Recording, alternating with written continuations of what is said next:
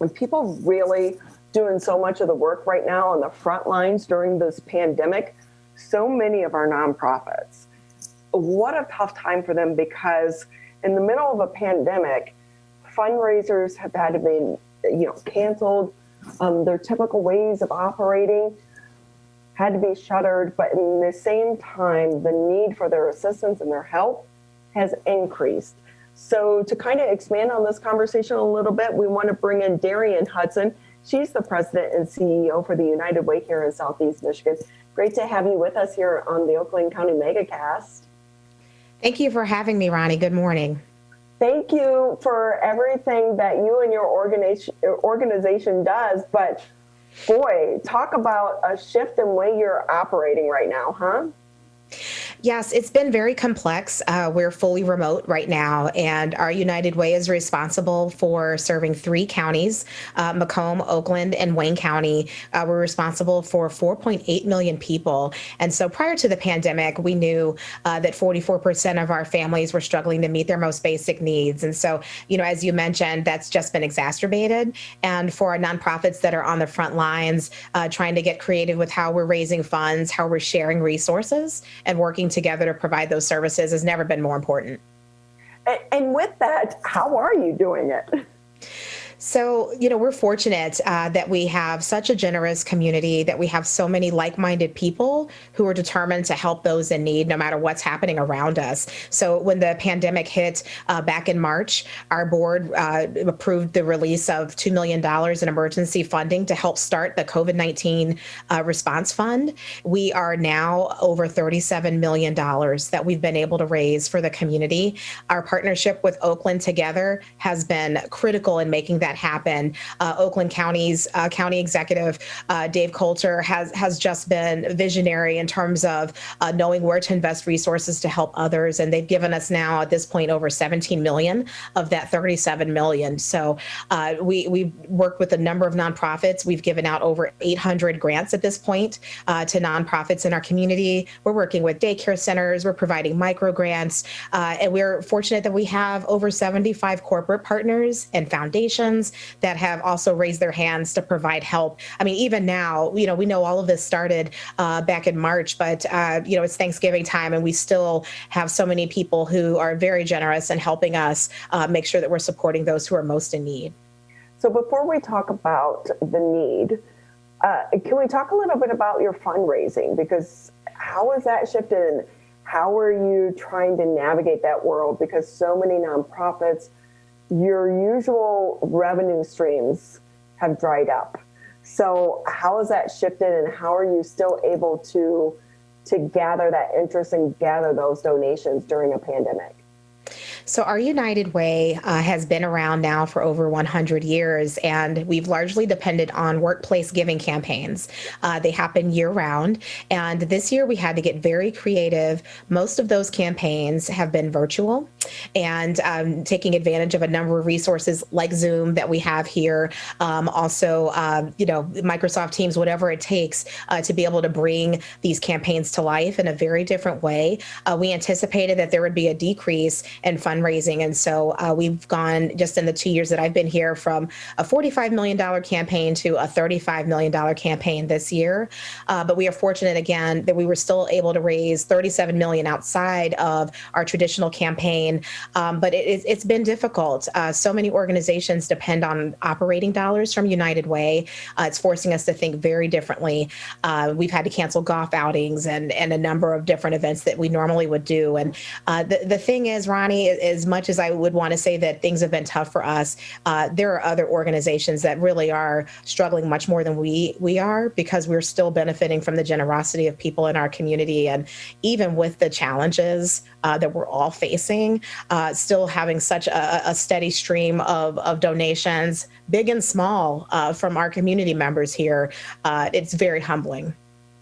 And so with that, have you had to lay off any employees during this? No. So we anticipated having to do 3 weeks of furloughs, and we've been very blessed. very blessed from some very generous donations from local foundations, one of them being the Fisher Foundation, to help us work through that. We also were able to extend our CARES Act funding through October. And so we had furloughs planned for July, for actually this week in November. And from the CARES Act this summer and from the Fisher family contribution to our organization, we will not have to have these furloughs this year. And so just very blessed, Ronnie, to have this type of support. But it doesn't mean that things are going to be easier anytime soon. And again, I feel that we're very blessed to be in this position.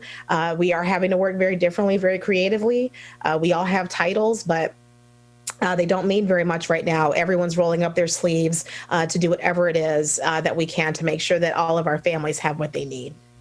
You know, and you hope that one of the things coming out of this pandemic is the collaboration that we've seen on so many different levels continues post-pandemic, because we do kind of feel we're all in this together. What can we do to help one another? And I know it's a little bit emotional to think about that and to think about your employees. And it's tough, you know, and while you as a CEO may be in a different position of someone in a different position, it impacts us all in different ways. So it's beautiful, the collaboration that we're seeing. It is. Collective impact has to be the way forward. And, you know, that's a buzzword that we love to use in the nonprofit sector and even in education, where I came from prior to my arrival of United Way. But it's a way of saying that organizations are coming together with shared mission and vision and values, the sharing of resources, with data sharing, with really trying to accomplish the same goals around these common issues that one organization cannot do alone. United Way on its own represents well over 1,000 organizations that are connected through our 211 information and referral service, as well as the organizations that we give grants to. So, you know, we've all learned how to collaborate much more efficiently, to make decisions much more quickly, because, you know, people aren't traveling, people aren't going all around the region like they typically do. So you can get people on the call faster. We're able to make decisions and get the help to those who need it much, much more quickly. So that has to be the way that we conduct business going forward, even when we're back to being face-to-face at some point in the future. We have to remember the lessons that have been learned here that allowed us to help so many people. We've served 2.5 million people in our region, Ronnie, through this pandemic. This has to be the way that we do business going forward. And again, it's not United Way. It is in partnership with so many colleagues, so many organizations, so many communities around the region. And so can you talk a little bit about how has the need shifted in the community during the pandemic? Sure. So at our height, our 211 call line is 24/7. Typically on any given year, we'll have over 200,000 calls that go to 211. That's about 500 calls a day. During the height of the pandemic in March, we were actually pushing 1,500 calls a day. That number was tripling. And I think most people would assume that the requests for support had to do with COVID-19 testing, but actually, in actuality, that was not the case. The largest number of calls we received were for food and trying to find food pantries, access to resources, because we have so many families that are suffering right now. We've served over 15 million meals, and that's not a bragging right. It really is criminal with how many people are still in need, even up to this point. We've seen quite a few requests for housing support. We have a number of partnerships with eviction prevention. JP Morgan Chase has been a key partner in making that happen, but that's been another large number of requests that we've received. Then, of course, there have been requests, especially in Oakland County more recently, for COVID-19 testing. But the same basic needs that have been at the forefront since before the pandemic started, they're still there. And the collaborative efforts that we've all had previously, we need to continue those if we're going to eventually eradicate these issues that are plaguing our community. Dr. Hudson with us here on the Oakland County MegaCast. She's the president and CEO for the United Way of Southeast Michigan. Recently, the state of Michigan put out the new mandates, the health orders, and I think about so many of these employees that are working in some of these low income industries that are so severely impacted, such as the restaurants and the bars. But this time around, they don't have that federal support. Unemployment is not easy for them to get. And these are people that are living paycheck to paycheck day by day. And then you take it away from them. How does that shift the need for what you and your teammates are doing? So it shifts it in several ways, and it's truly devastating that we don't have a relief bill yet from Congress. And so one of the things that we're really pushing is for people to call their local congressperson and demand that we get this relief bill passed. If you're looking for the words, if you want to write a letter, you can go to standwithunitedway.org to find those resources to be able to call and request of our Congress person that we get this relief bill. We're very concerned. This is the getting cold outside as well. So there are a few things that we're trying to do to mitigate some of these problems. One, our Oakland Together partnership. We have micro grants that are available for families, and they're unrestricted. They can use them to support paying their light bills, gas bills. They can use those to help with their food needs or anything that's pressing for their families. And that's actually, they can go to the Oakland County website to see what's available to them. But we've been very fortunate. Again, Oakland County has given $2 million towards this effort just with our organization. So that's the first line of defense. We also have the Michigan Energy Assistance Program, known as MEAP, that's open from 9 to 5, Monday through Fridays. And I know we're at a holiday week. But people can still either call 211 or they can call the number for MEAP assistance, which is 1-844-211-4994. And that's also, again, where they can get emergency assistance to help pay their utilities. It doesn't matter who their provider is. But those are the resources that we're trying to push. We have virtual town halls that we conduct every week to also get this information out to the community. So if people need a little bit more background or understanding on how all of this works, they can go to our website at unitedwayscm.org, find the virtual town halls, and they can actually watch all of these different programs and find those resources to go to the organizations directly that can help them. Darienne Hudson with us, the president and CEO of United Way for Southeastern Michigan, joining us on the Oakland County MegaCast, Civic Center TV, Birmingham Area Municipal Access, 88.1 LaBiff and 89.3 Lakes FM. Darienne, right now, from a distance and even if at all in person, what are the greatest needs from the United Way, from the greater community at this point in the pandemic, and what will be the greatest needs for assistance from the community going forward as this pandemic continues on and after the pandemic, as these issues don't go away with COVID-19? Right. I agree with your last statement wholeheartedly. So as I've been talking about food, pretty much this whole conversation, that continues to be the top need that we have. There is no donation that is too small. I'm sure you all have been hearing from Gleaners, from Forgotten Harvest. We have a number of our shelters, like the neighborhood service organization, like Lighthouse of Oakland County, that are providing resources for families in our community. And so that continues to be the largest need. I would say, followed by the utility assistance again. These are issues that were pretty pervasive before the pandemic, and it's even more so now. And so making sure families know who to call, where to go. Again, 211 is the simplest place to start, where they can get resources for their utility bills. But I'm very concerned about how we move forward, because it is very difficult to catch up when you've had this much time not being able to work. And I think it goes without saying that everyone's making sacrifices, but this is going to take more than philanthropy to be able to help close these gaps.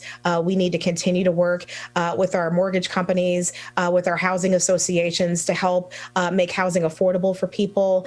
Again, if you're listening to this and you're trying to figure out how you can provide support in the area of food insecurity, they do have a number of options that are available for people to still be able to volunteer, to donate. Thanksgiving is Thursday. And we have a lot of people that may not have any food on their table, and it really is criminal. So these are the things I would say, if there's something that keeps me up at night, that's definitely it. No one should be sitting here wondering how they're going to put food on the table for their children. So I'm really concerned about that.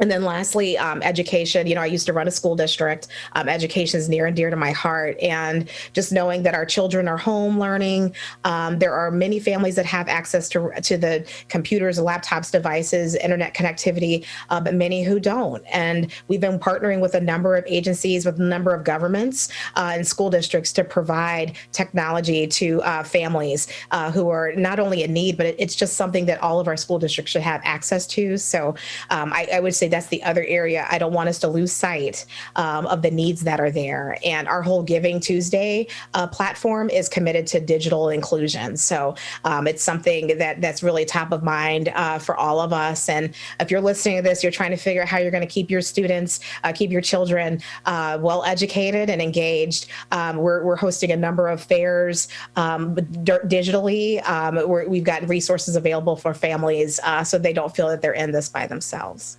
And Dr. Hudson, and definitely now, I think more than ever, when you talk about the need, that's just the need that you're aware of. There are so many people that their pride is in the way and they don't want to ask for help. And I think the one thing COVID-19 has taught us in this pandemic, never be too proud. Now is the time. It is okay. Everyone on every different economic level, they're feeling the pinch of COVID-19. But as you just mentioned, your background is in education. You were the former CEO or superintendent for the Milwaukee Public School District. And I worry about the kids that school was their safe spot. Yep. School was where they got that meal. School was where they were nurtured, and it was their place to escape. And now we're putting those kids back into their homes where maybe that's not their safe spot. And what do you think may be the long-term impact of this pandemic for kids such as that? I do believe that it's profound, regardless of the living situation of children and their families.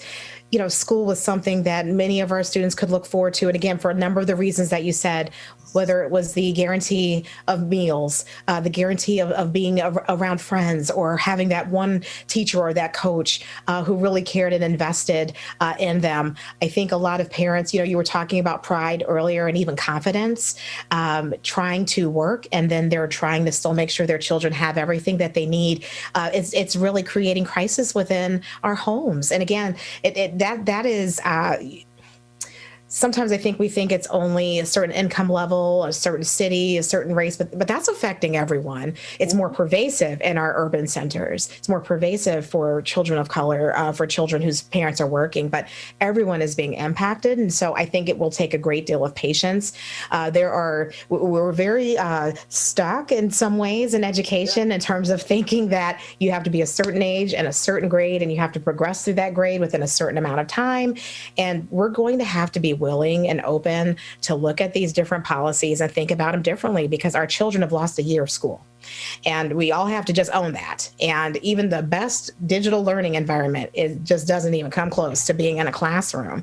And we think we need to be honest about that and be willing to engage in discussions around policies that become more flexible as we recover from this pandemic and try to bring some stability back into the K-12 space. Yeah, it's going to be interesting, the long-term impact of this pandemic on so many different levels, especially in our education system. Although I will say, I think kids are going to be disappointed because they're no longer going to get those snow days. Like, what were the kids? They put the ice cube in the toilet and do this and turn around, or whatever they were doing for a snow day. Not going to happen any longer. Yeah. Now, you say snow day to a former superintendent. Those are the most traumatizing decisions we ever had to make, because there was never a win in any of it. But I also think I think even from the colleges, and I went to Spelman College, and it's a very traditional transitional school and senior year, those last few months, and all of the rituals that you have. And just knowing, I think about our seniors who are in high school. There's no prom, there's no graduation. Like, those are the things that you make it through 4 years of high school to be able to celebrate. And all of that's been taken away. So I think we've got to imagine if we didn't have those experiences, for all the crazy things that happen in grade school. Those are like, a handful of the ones that you're like, that was a good day. That was something that I will always remember. And that's being taken from our students, and they deserve better. So we have to be willing to think outside of the box in terms of how we're going to restore those memories for them. Some of them we won't be able to, but how can we still make school meaningful for them so they have those memories to hold on to 20 years later? Yeah, and not only so many of those high school seniors lost out on that senior experience, but now freshmen in college. Not quite the same, but we'll all get through this together, and hopefully we really take stock of what is important, and that is about relationships and joining together. And I think maybe in this world we've stopped doing this, especially with social media. But I think now this is bringing us all together. So hopefully we come out stronger. Amen to that. Well, thank you so much, Dr. Hudson. It's been great having you with us here on the Oakland County MegaCast. She is the president and CEO for the United Way of Southeast Michigan. Quickly, before we let you go, if people want to get involved with the United Way, how can they do that? Please go to unitedwaysem.org, and you'll see tabs that say Give Now if you want to donate. If you're interested in volunteering, we have a volunteer portal that's wonderful. And a very special hello to Deb Macon from West Bloomfield, who chairs our volunteer engagement committee. And there's literally hundreds of opportunities for people to get involved. And then if you're looking to advocate, if you're trying to make sure we get that CARES Act relief bill, go to standwithunitedway.org so you can advocate for those in need. Well, thank you so much. There are so many ways that people sitting at home maybe feel like they don't have a power, but your voice is your power, and you can do so and make change just in the smallest of ways. So thank you so much for being with us. It's great speaking with you. Thank you for having me, and happy Thanksgiving to you and yours.